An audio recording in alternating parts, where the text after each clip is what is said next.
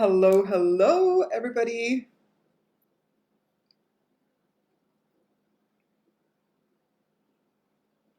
So, welcome to day 2 of the little series that I created called the Emotional Mastery Tips. So, yesterday I talked to you, if you haven't watched that video, about the difference of understanding information and actually feeling your emotions. Now, today, I want to talk about the topic of spirituality. And many of you, actually, I met many of you when I was teaching only specifically meditation and spirituality classes. And then I focused so much more on talking about emotions that I haven't been talking about this topic for a while. Now, I do want to say before I get into deeper into this, what I'm going to be talking about today is that even though I am using the word spirituality for me in the way that I perceive it and I teach it to people, that means whatever you connect with, whatever your spirituality is, whatever your beliefs, whatever your faith, you can connect it to what I'm about to teach. And that is very important to know because sometimes, and at least for me, because I grew up very Catholic, I used to have a conflict about talking about spirituality and loving the religion that I was part of, and I felt conflicted. So I want us to really push that out of the window and know that whatever words that I use as creator, as divine, as source, you connect it to what it means to you. I want to tell you that the reason of why I do what I do today is because of the way that the process of emotional integration and the way of understanding doing emotional work through spirituality. This is the thing that caught my attention, and I was like, that is what I want to learn. It was also to feel better, right? Because I was going through so much, but I love the idea of connecting with something higher and bigger than me and building that relationship. So, hello, Raja. Hola, hola. So I want us to get started because today I do have a lot of information that I love to teach. So I am so excited. So let me bring up this right here. Let's see. So today we're going to be talking about spirituality and emotions. What is the connection? How can our emotions support our spiritual journey and our evolution? And even how can our emotions help us awaken, right? Right now, that is the word that so many people use, awakening, awakening to something bigger, awakening to our true selves, whatever it is to you. How can our emotions play a part in this? In order to do this, I want to go back to the beginning, right? What we learned yesterday. So yesterday, I was talking about understanding who we are as humans. And that is very important, understanding our full human perspective. I'm explaining this because today I want to introduce you to something that I call the 10 planes of consciousness. This is the big perspective of who we are as whole beings. And it's beautiful to know, or at least consider. Maybe you watch this information and you're like, okay, I don't know if I fully agree with that or 100% believe in that, but at least open up to learn something new. Like I always say, don't believe anything I say and don't doubt anything I say. Always remain objective, connected to you. That is the thing that you want to do regardless of what it is that you're learning. But we learned yesterday that as human beings, we do not only just have a body and a name and just react randomly to life. No, we are like a whole system, and all of this part of us are equally important. Neither of them are better. Neither of them should have more importance than others, and all of them require our care. We have a physical body, which is our mass, that is able to move in this world and experience this world because it is alive through our vital energy. And we experience emotions, which is a lot of what we're going to talk about. We experience the world through emotions, and we also have thoughts. We experience and translate what we are perceiving in this world through our mind. Now, because we have a physical body, because we have 5 senses, and because we want to survive, that is, for most of us, all that we know. Now, I do want to mention that because the main goal for all of us human beings is our survival and understanding the world through the only system we were given, which is our nervous system and our senses, we have in our mind, we have learned in our emotions and everything else, but we have learned to separate things in little boxes. So I've explained this before as well, how we put certain things in boxes where we as humans in general, all of us, believe that certain things are good, certain things are bad. Certain emotions are good, certain emotions are bad. Now, this is all based when it comes to emotions because of how we perceive information through our nervous system. If it feels good or pleasurable, we put it in the good box. If it feels painful or uncomfortable, we put it in the bad box, okay? So I just want us to understand this because this experience, this part of us, the human, is the part of us that experiences pain, that experiences what we call suffering, is the one that judges the uncomfortable emotions. Because right now, as I begin to explain our soul and our divine essence and all of that, I want us to understand that that part of us that feels sometimes limited only lives within our human experience. And I hope that this makes sense. Now, we have a human. So we're not just a human. We have a human with a physical, vital, emotional, and mental body. A beautiful human. But that is not all that we are. Okay, that is very important to know. We also have a soul. So let's talk about the soul, because this is such an interesting, juicy, I don't know, topic, at least for me. I remember how much 10, 15 years ago, I used to yearn and desire and wanted to learn more about this thing, right? That people call the soul. And we all hear the word, but we're like, oh, I don't know exactly what it is. Now, I want to explain one thing, even though I just described to you the human experience. And let me go back just because I want to make a little note. Our human is created out of consciousness and out of energy. You know, even now, science has proven that if you go down into the little part of us, you know, and you're looking at it, it moves, it's energy. So I want us to understand that our physical body, our vital energy, our emotions, and our mind are created out of energy, okay?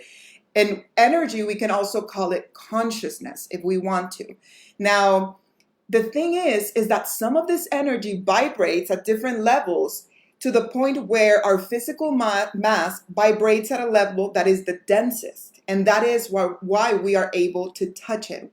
We are able to touch it, or at least perceive it. And that's a whole other story, but we are able to perceive it with our five senses in this way, okay? I always explain to you how, for example, our physical body is the densest, together with our vital energy, because they're kind of working very closely together. Then is the next one that's the densest is the emotional body, and the one that is the lightest from the human perspective is the mind, okay? So I always give the example, and you can follow with me if you haven't done this before with me. I invite you to think of a red apple. Just use your mind and think of a juicy red apple. Now think of a blue car. Now think of a banana. Now think of the mountains. Most of us, we can hear the word and go there. Boom. Apple, car, banana, mountains, fast. Because that's how fast the mind moves. Because the energy of the mind, it's so subtle. Now, if you're feeling sad and I just go happy, it's not as easy to jump from sadness to just to the emotion of happiness, because the energy of the emotional body is denser. Can you see? So when you're feeling sad, just wanting to go to happy, like we want to go from car to banana, we just go there, right? But if I'm sad, going from sad to happy, it doesn't happen so easily because the emotional body is denser. Now, going from, let's say, just to throw a number, from 120 pounds, or I don't know, like from 200 pounds to 180 pounds, we cannot just go like 180 and go there. Like, it doesn't happen like that. Then the physical body requires so much more work to be transformed because it is the densest. So I just want you to understand this, because everything else that I'm about to explain to you, including all of the different planes in our soul, are also just energy vibrating even more subtle than the mind, to the point that it's really even sometimes difficult to comprehend, because it's so subtle that our human experience, our nervous system is not prepared to fully experience it, yes, but understand it. So we're not talking about anything new, like all of these different parts are different things that come from different places. We're talking about energy, like if we were building like a little town made out of Play-Doh. So what we're going to be using, the material for the whole thing I'm about to explain to you, is going to be Play-Doh in different forms, okay? But it all comes from the same thing. I hope this makes sense. Now, let's explain the soul. Now, in the same way that we explained kind of like the human planes, which were from the physical body, vital, emotional, and mental, I want to explain to you the experience of the soul. One thing that is important to understand when we speak about the soul is we want to try our best as much as we can to get out of that idea of trying to put things in boxes. The experience of the soul, of the divine, of the creator, of consciousness cannot fit a box. Because if we could describe it in any way, it's more closer to like the pack of Play-Doh, just as a whole, like a block of Play-Doh, that trying before it has a shape. So trying to put it into boxes is limiting it. It's you saying to yourself, I don't want to really get to know it. Let's limit it in this little box right here. So in order to kind of understand it, we're going to use concepts. Don't even see this as the ultimate truth. Always be open to discover more. But just try your best to connect more with the experience of it instead of just putting it into little blocks, okay? And always, as we're speaking about this, just like you would do in a meditation, just like you would do when you're observing your emotions, stay connected to your breath. That is very important, because this information is just letters, combinations of letters put together with cute graphics. Like, that's it. It means nothing unless you experience it. If you're going to watch this and then tomorrow forget what it means, it means nothing to your life. This information is only useful if you live it and experience it fully, okay? So when it comes to the soul, first thing we want to understand is not a person. It's not a human. It means it does not have a human body. Because a lot of the times when people tell me, I envision my soul and it had like a shape like a body, the mind does that in order to try to understand it. But the soul is pure energy, okay? And in that pure energy of the experience of the soul, imagine as if you, as a human being, you have this beautiful machine that is your human experience, that is your body, your emotions, your mind, your energy, right?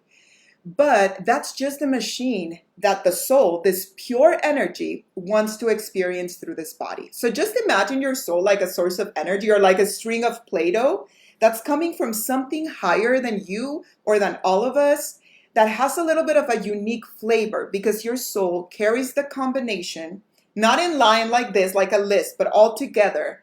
I'm separating it in order to explain it, but it's like a combination of your consciousness, meaning the flavor of your soul.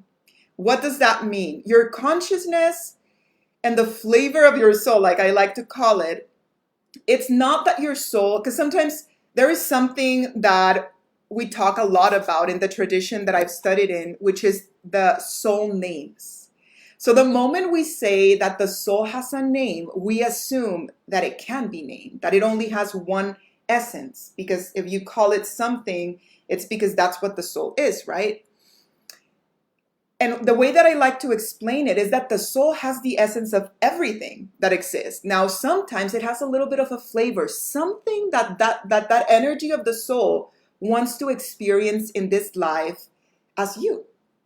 So it may be a specific flavor of wanting to discover more about love or faith or trust or compassion or power or transformation or whatever it is.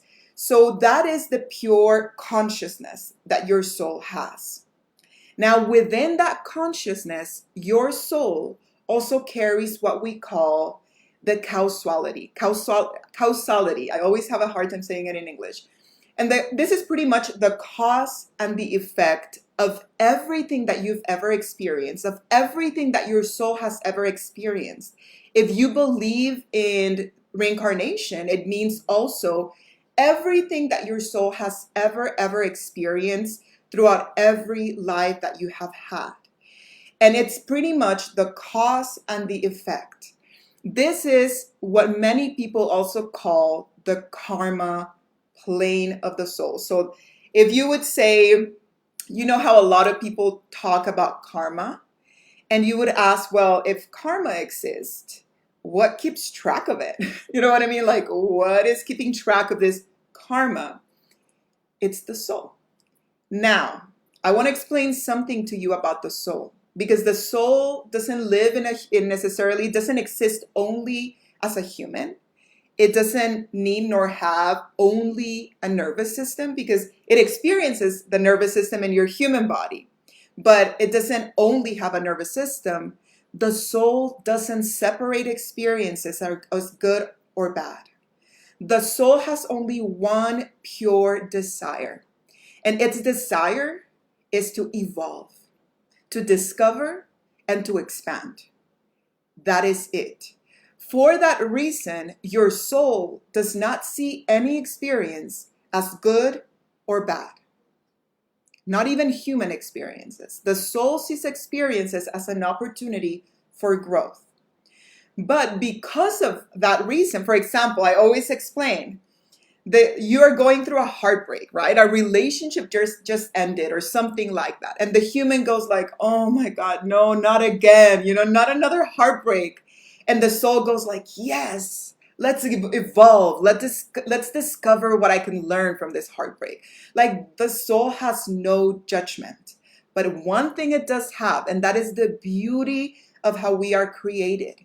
It has a system, which we call the causality or the karma, that makes sure that if whatever it is that you put forward, you yourself bring back to yourself an experience. That is karma. Karma, and I hope everybody that has never heard an explanation of karma understands this.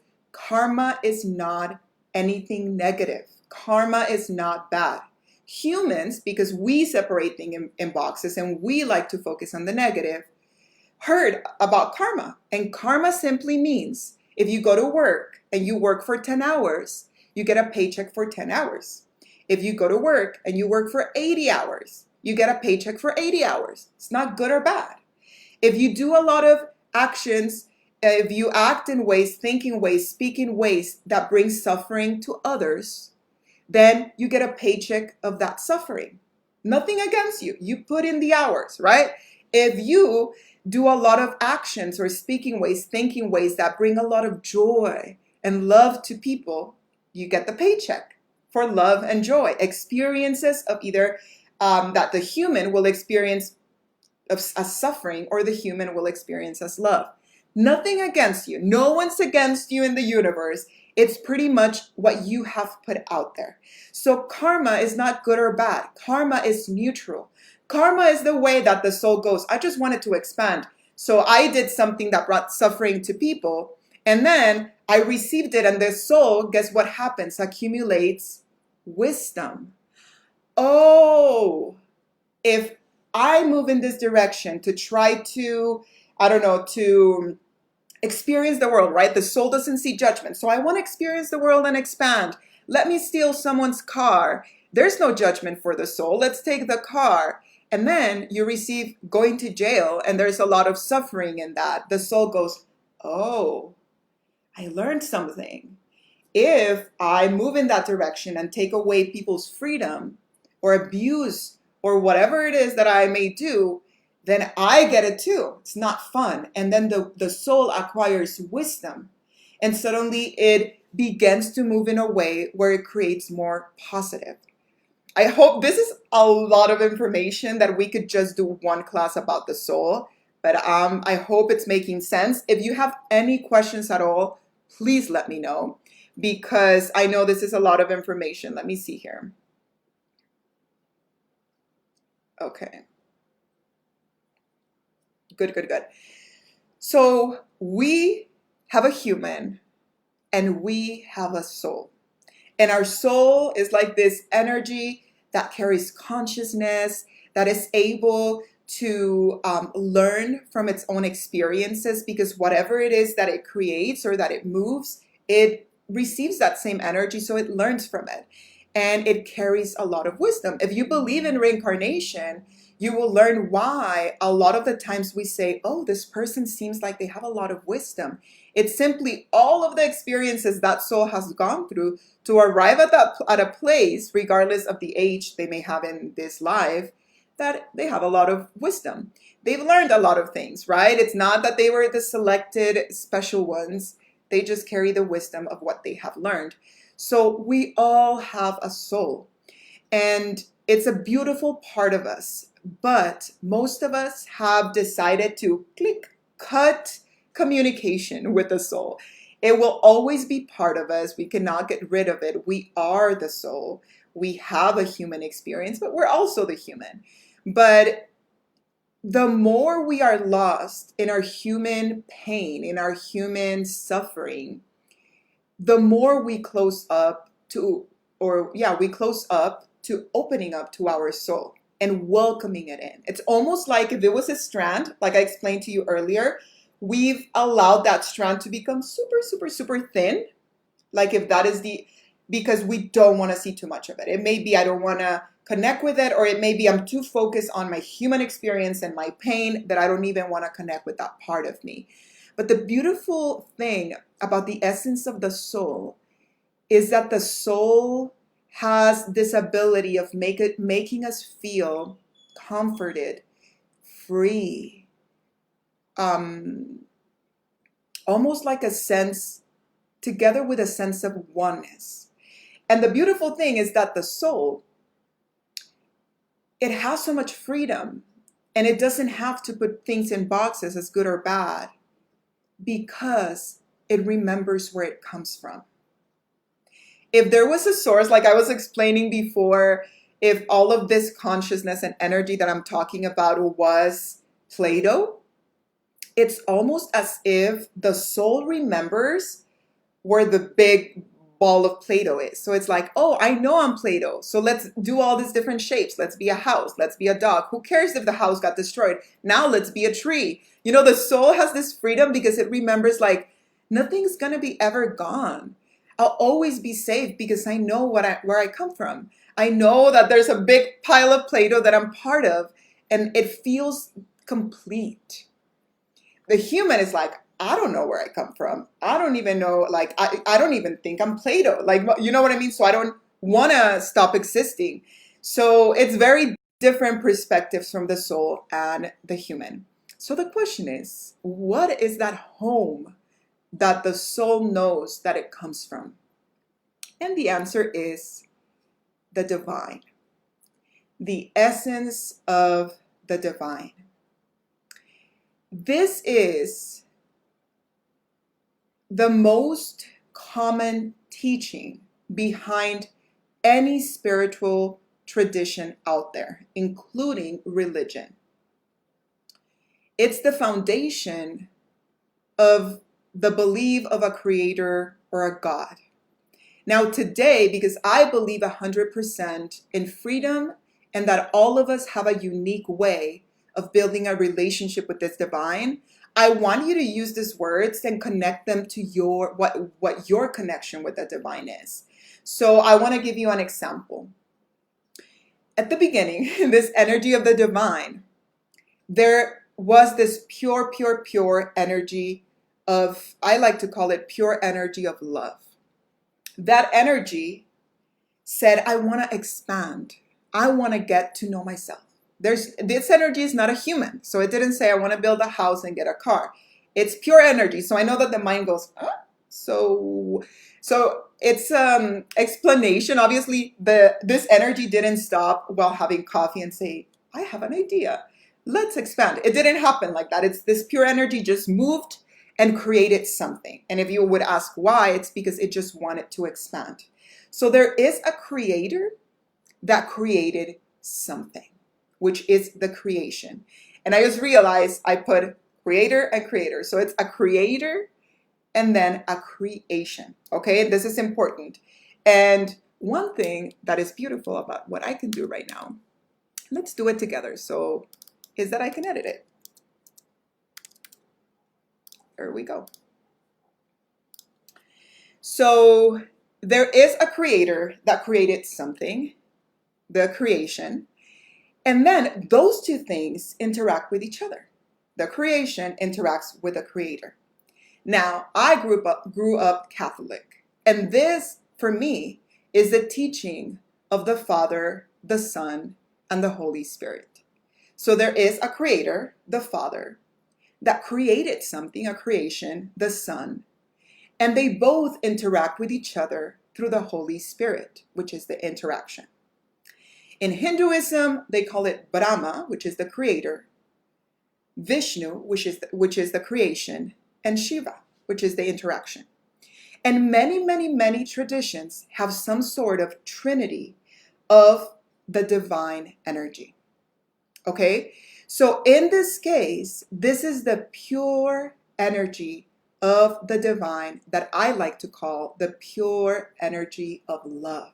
Not a human love that needs something in return, not flowers or a kiss, just the pure energy of love that wanted to expand itself and that has created all of us. That even in our darkest moments, when we are profoundly depressed and when we don't understand this world, it continues to move through us in a way that keeps our hearts pumping, that keeps our lungs breathing, because it wants us to live. I'm talking about that level of pure energy, okay? So the soul remembers that it comes from the divine. The visual that I like to use is like this divine energy is like a cloud, and all of the souls of all of us, right, are like little strings. And that big cloud is made out of love or Play-Doh. All little strings are made out of love or Play-Doh. And each string is incarnated in each one of our human bodies, which is made out of, guess what? Play-Doh. So it's all made out of the same thing.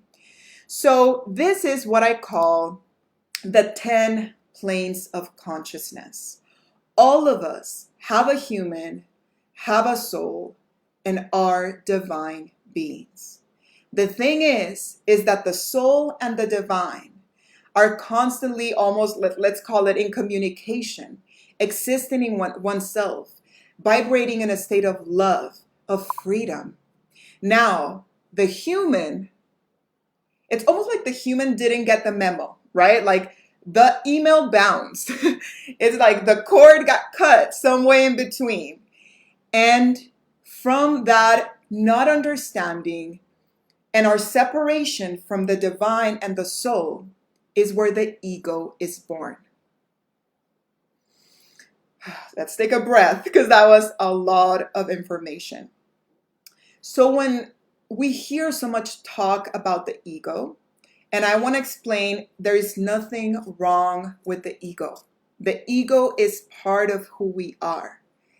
The ego has a very important, super important key part in our evolution.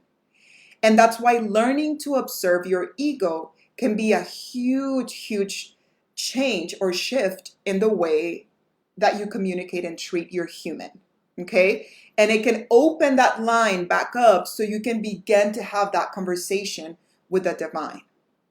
This is the reason why I started to practice emotional integration, to be honest. All of this and the fact that I was really in a bad place. And I just needed, as a human, to be better. And I wanted to just be a better human. Because when you're going through a lot of pain, the reality is we're not the best versions of ourselves. You know, we have to learn to forgive ourselves, because when we're hurting, sometimes we're just mean. We're bad, we're not bad humans, but we react in ways where we bring a lot of pain to others sometimes. And we cannot just live in a place where we hate ourselves for that. At some point, we have to realize, what can I do to do things differently? So let me see. I think somebody commented, or no, that was hello. So we have Raja Arjuna and Anuja Swaha. Hello, hello. So good, good, good. So then the question is, what is the ego?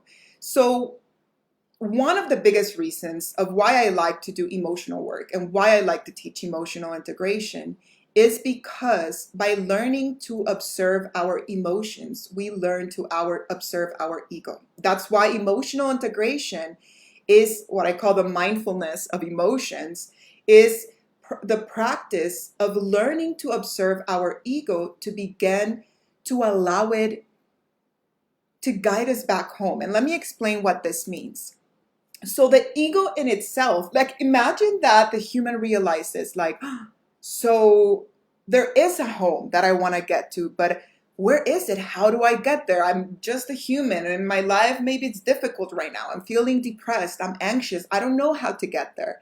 Imagine being there and there being nothing to guide you to get out of that. Like that would just suck. And many of us feel like that when we're going through it. But because the creator, or the creator, the divine, created us in a way that I find to be miraculous and perfect, just in the way our human body is created, the ego is there. So the ego is pretty much our reaction of being separated to the divine. I didn't get the memo that I come from this place of love. I'm now just this human in this world. I don't understand what's going on. I'm feeling all these things. And the ego is the part of us that reacts. It's kind of like the part of us that is throwing this huge tantrum and being like, I don't get it. Like this makes no sense and this sucks. And now I'm supposed to be responsible for this, like kind of like that.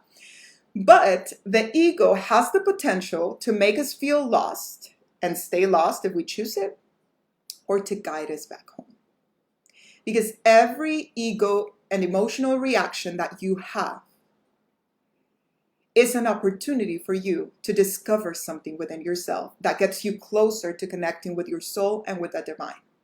So every emotional reaction that you have, that you choose to deny, that you choose to ignore, that you choose to, or sometimes we don't even choose to, that we're coping. It's our coping mechanism sometimes. It's an opportunity that has passed. So that's why you may wonder, well, why does it keep coming up? Like, why does rejection keep coming up? Why does abandonment keep coming up? Why does fear keep coming up? Because that is the opportunities time and time again that our ego is giving us in order to connect with that part of us, to feel complete and whole again. Not by separating from our human experience. We don't want to, it's a beautiful thing to do meditation and spiritual work and, just live in the mountain and meditate all day and like not be part of life. But the reality is that we have evolved as human beings to be, well, that is also being part of life, but meaning a lot of people, and I include myself in that because I explained this yesterday. I used to believe that being spiritual and meditating meant that I always needed to go in nature and like just be around nature. Nature is beautiful, and the energy of nature is vibrating in a way that can help us tap into our soul as well. It's not the only way though, but it serves a purpose. There's a reason. But I used to believe that used to be the only way. And because that is not the path that took me into my awakening and my spirituality, I was thinking for a long time, did I do something wrong? It's like, why am I not just in nature all the time, like everybody else, right? That's doing meditation, spirituality. And it's realizing there is not only one way to do that. Our ego, every time there is an emotional reaction, is guiding you to discover that. So it's beautiful to be in nature. Nature in itself, it's a gift as well.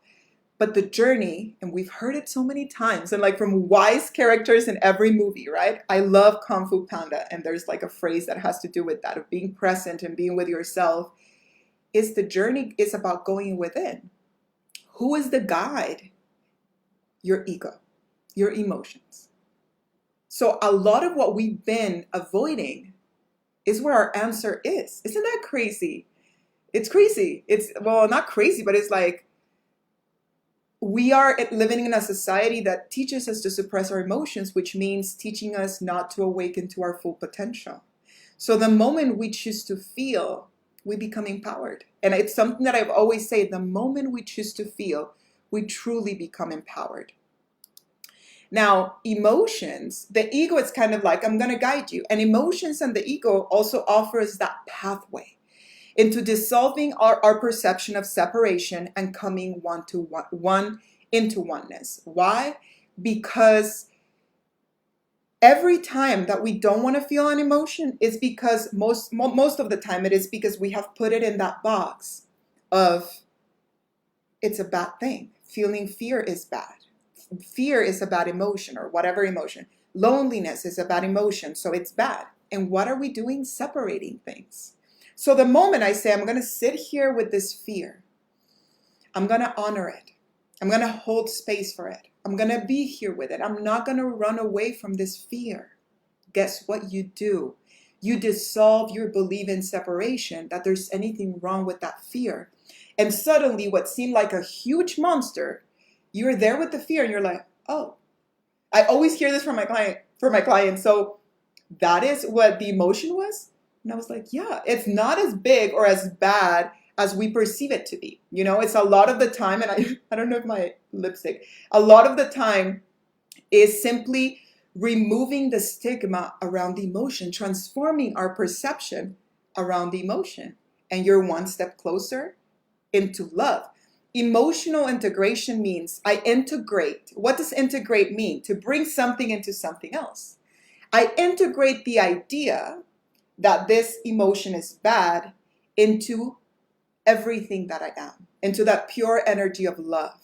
And that's why, warning, the biggest and most common side effect of a long-term practice of emotional integration is self-love and self-acceptance, which later translates into love for others. So if you've ever had a situation where you say, I cannot accept that this person is like that. I cannot accept it, or something like, I cannot accept that they believe whatever it is that they believe. You can still agree. You can still not agree and with what that person believes. You know what I mean? You can still say, okay, I don't agree with those beliefs. I'm not going to support that, especially if it's something that has to do with bettering this world. You can still not agree, but you can still feel love for somebody that you do not agree with. Why cannot we not do that? Most people cannot do that. It is because we haven't yet even awakened that feeling of love for ourselves. Because when we look in the mirror and see our cellulite, we don't accept ourselves. All of those are the reflection of the separation that our ego lives in because it feels separated from home. So doing emotional integration teaches you to begin to live life from that place. So it's so interesting because a lot of the time I teach this information in a very simple way. Love yourself. A lot of my Instagram quotes are very cute, and love yourself and just be there for yourself. I'm pretty much saying connect with your soul and the divine. Remember who you are, but it has to start where we are. We don't want to pretend and just jump spaces, because if you awaken love within you, that's it. You're unstoppable. Everything in your life can transform if you continue to nourish it. And we have to remove the stigma that feeling is wrong. This is the next layer of awakening. We want to begin to feel. For me, I'm in the movement of it's time to feel. It's time to feel and honor our emotions. So just like we did yesterday, this is a little process. And I added to the video. So you remember yesterday we were talking a lot about how first we have no idea what's going on with us. We don't even think of anything that we just learned right here. But life gets hard and we go like, you know what? I want my life to be better. So we begin to use our mind, which is the most subtle part of us, to begin to understand our patterns. Oh, when I was using the example, if my partner flirts with somebody, I get jealous. Oh, because my parents were not there when I was little, I feel emotional abandonment. And you begin to name the things that happen to you. Part of the process. It's a good thing. There's nothing wrong with that. Understanding and putting names into things and understanding your patterns is great. But the next step is to take it to your emotional planes. You want to feel it.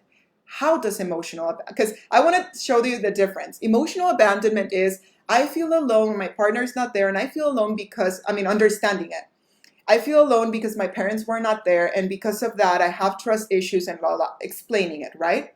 Emotional planes is I sit and I go deep into the abandonment and I feel it. You notice the difference? And it tends to be a little bit uncomfortable. And I'm there with the abandonment. And while I'm feeling it, I'm not thinking, oh, it's my parents' fault that no, it happened. Why? I don't know. Doesn't mean it's right or wrong. And if there's anything that ever happens in life where somebody takes somebody else's freedom away, or their free will away, where somebody is abused or hurt, we need to use the system and the law to get justice. So that's very important. But when all of that is taken care of, and now it's just you doing your emotional work, it doesn't matter where the emotion came from. Because if I sit there and I think, oh, I'm in my emotional abandonment, it's because my mom and this and that, you're going to be lost in your mind. If I just go and let myself fall into the feeling of abandonment and I sit there and I feel it and I'm there with it, then I am processing it. Can you see the difference? Now, the moment I began to process, when I teach you inside my program, the Emotional Mastery Experience, which is a 5-month program that I have for women, I teach you something that I created that it's called the Emotional Mastery Formula. That formula is what teaches you how to go into the process of feeling and then how to end the process to connect with a feeling of feeling fulfilled, feeling loved, and feeling connected with that greater aspects of you. Okay, so that is the goal of the emotional practice. It will suck. It will not feel comfortable for a little bit, but then we come out of it more connected to our soul. So if you are somebody that is actively pursuing and practicing a spiritual practice, it's going to be easier for you. Anything that you do, if you do meditation, if you do mantra, if you do prayer, it's going to feel like you connect in a bigger and more expanded way with it. So now we're seeing kind of like the full continuous journey. Now, this is the way that I like to explain it. It is a process. There are no time guidelines for anybody. Some people will move really fast, and some people will need time in each one of these steps, and it's okay. Now, the thing is that it's a journey. I want you to imagine like it's a track, and you may actually walk like almost like a spiral or like layers of an onion, because as long as we are human, we'll continue to experience emotions. This is important to know for anybody, because the last thing that I like to hear when I'm working with somebody is like, oh, so I thought that emotional integration was going to take all my pain away. It's like, no.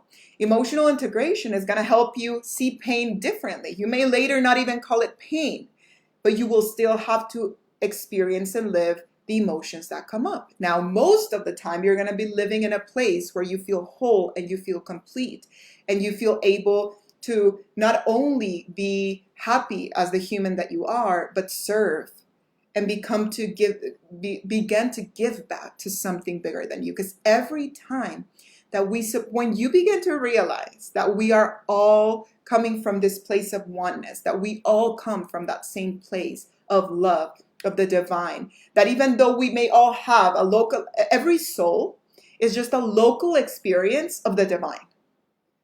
So when we realize that we're all made out of the same big, big, beautiful pile of Play-Doh, we want to help others. We want to serve others. We want to be there for others. Because when you're there for somebody else, you're pretty much just being there for you. Can you see how the cycle of wanting to hurt others and destroy others begins to be dissolved? It's a beautiful, beautiful thing.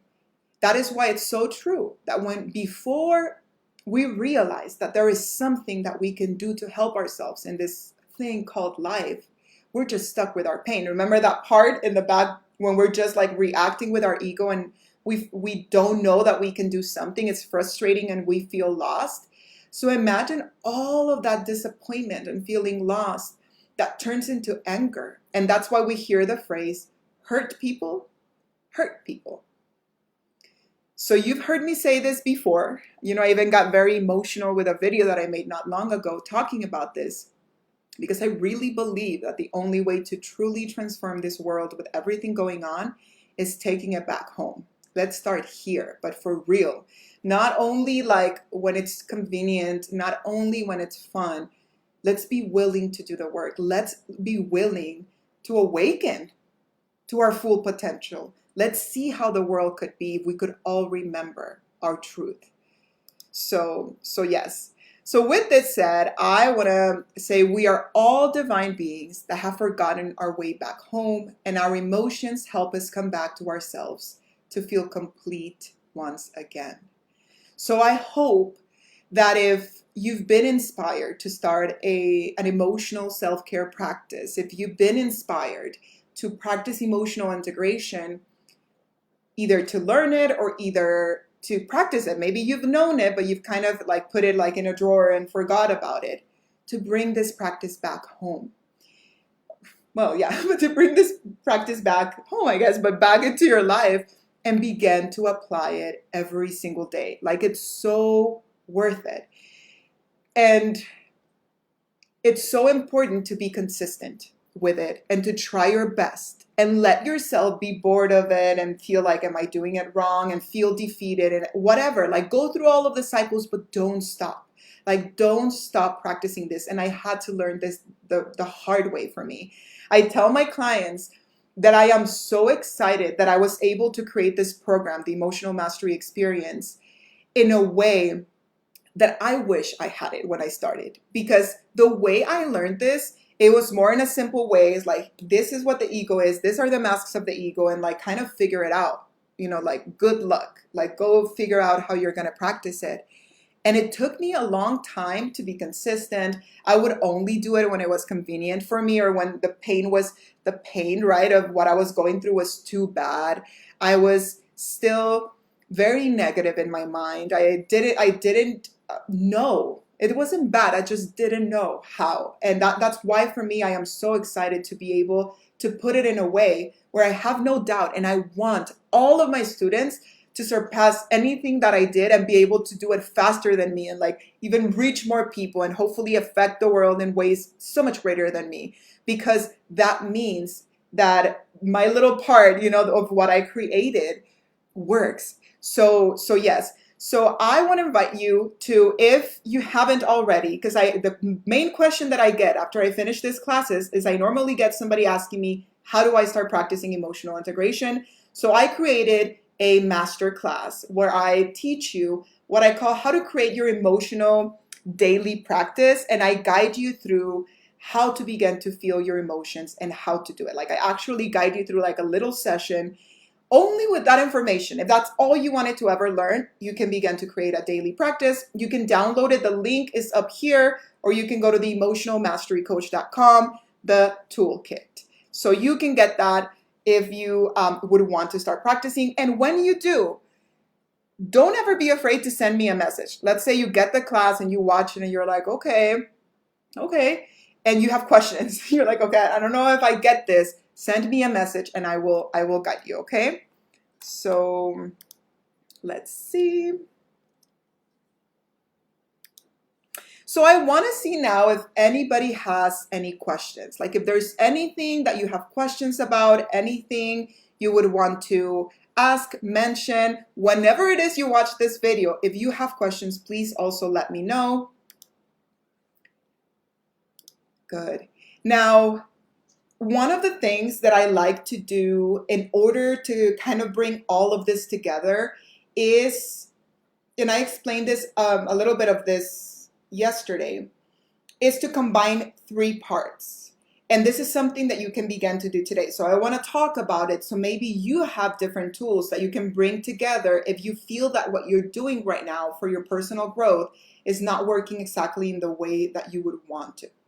Is number 1, it's important to address your mindset. And this is the one that I feel a little bit ashamed of saying, that it took me a while to really dive deep and honestly. Because doing mindset work the real deep way means stripping yourself from your boxes and your identity. So we all do a lot of the time like very cautious mental work. Like your emotions will prevent you from like really sometimes admitting that you're blocking yourself when it comes to something. I want to give you an example. I've worked with many people that tell me I've been doing mindset work for a long time. But even though I've been doing a lot of mindset work, I cannot lose weight and it's very hard for me. Now, it's clear for me that maybe there are some emotions that have not been addressed. So together with the mindset work, maybe they need to also begin to do emotional integration and address their emotions. So we start doing the emotional integration work and they start observing that maybe they have fear or they have a lot of pride where they always need to be right or they have a lot of shame. So the moment a mindset block comes up and it is mentioned, the person goes, like, for example, it's because I want to lose weight, but I know that I can't. It has never worked. I mean, I've done it many times. I've tried every single diet. I know it's not going to work. And it's like, well, have you considered maybe that's just a mindset block? Maybe that's not true. No, but it's true because it's never going to work. It's never going to work. So sometimes then the person starts doing a lot of emotional work, but if they don't change that dialogue, if they don't open to the possibility, what if it didn't work all of those times, but now it does? I used to be like the perfect example of this because I used to always say that it's never going to work. But the reality is it took me a lot of humility to accept that I was ashamed to accept that I was honestly lazy and had no consistency. Like that is the truth. But for the longest times, I would have never accepted that. I would have never accepted that and I would have made any excuse. But the reality is I had zero consistency and I was lazy and a procrastinator. And all of those things that actually did work, if I would have, they worked while I did them, and then they would have continued to work, they were not the problem. It was that mindset limitation.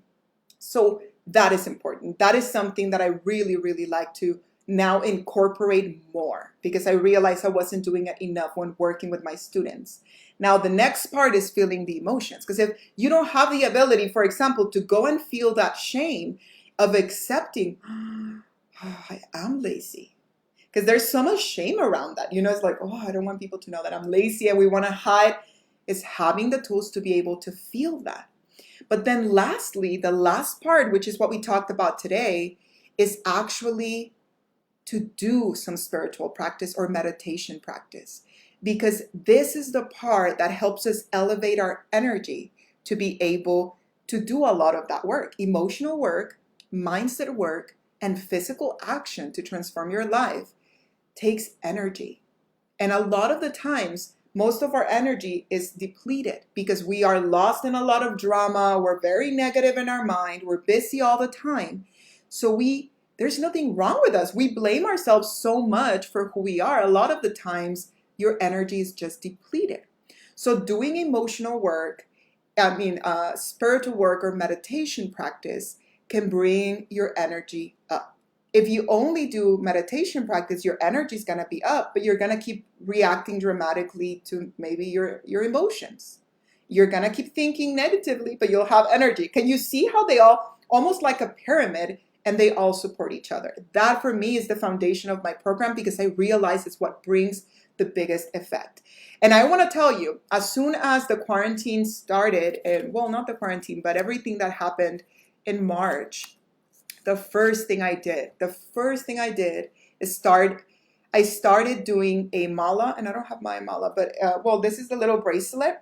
But I started doing the full mala of a mantra of each one of the 5 elements right away. And I've been doing it still now. So every single day, I take the time to focus on doing a meditation of the 5 elements. The 5 elements are what sustain and regenerate our energy.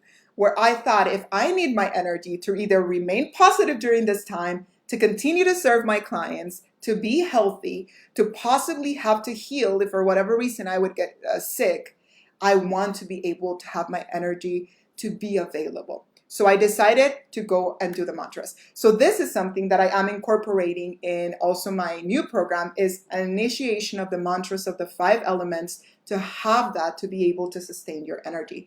So it's really, really good. But I hope this information is helpful.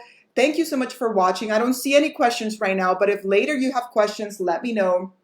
I would love, love, love to answer anything. And remember, always begin where you are right now. When you learn new information, don't ever let your mind tell you something like, oh, so that means that I'm behind, or I didn't know this. Never. It's the attitude of, oh, I learned something new. That is the attitude that we want to have. I don't know if any of you have ever watched the movie Monsters, Inc. I mean, it's from back in, I don't know, in 2007 or something. I don't even know. 2005. Who knows? But Mike Kaswowski, I don't know his full name, but Mike, the little green little ball, it doesn't matter what would happen. Like, he would try to come out on TV for a commercial and he's like, yay. And then exactly where he's standing, they put the logo. And then he's quiet and everybody thinks that he's going to be mad. And he goes, I was on TV. Like, even if he was blocked, his attitude was always about discovering and about learning. So I invite you to have that attitude. If you learn something new, if you've learned something that helped you, but life happened and you stopped practicing, get back to it today. That is your power. You get to choose how you want to lead your life and what it is that you want to do. Like, it doesn't matter. The point of power will always be and has always been in the present moment. So whatever happened yesterday, whatever happened 2 months ago, that was then. What do you want to do today? That is the most important thing. And remembering you are the one that chooses, because you are the one that has the charge, or is able to manage the energy. So today, where do you want to put your mind? If an emotion comes up, can you stop for a moment? Take a deep breath, allow it to be there. You know, if you practice meditation, maybe bring back a meditation that you've enjoyed, you know, anything like that. But anyways, I don't want to take more of your time. I am so happy that we're doing this live. I will be coming back tomorrow with a new live for the Emotional Mastery series. I want to share with you some of the experiences that I've had, and also some of the experiences that I've had with some of my clients throughout the years. Because I find that it's helpful sometimes to understand not only the concept of things, but also how other people used it and how it helped them. So I hope you can join me tomorrow. Have a beautiful, beautiful day. And if you know anybody that could benefit from hearing this information, I encourage you and invite you to share the video. Have a beautiful day, and I will see you soon. Bye.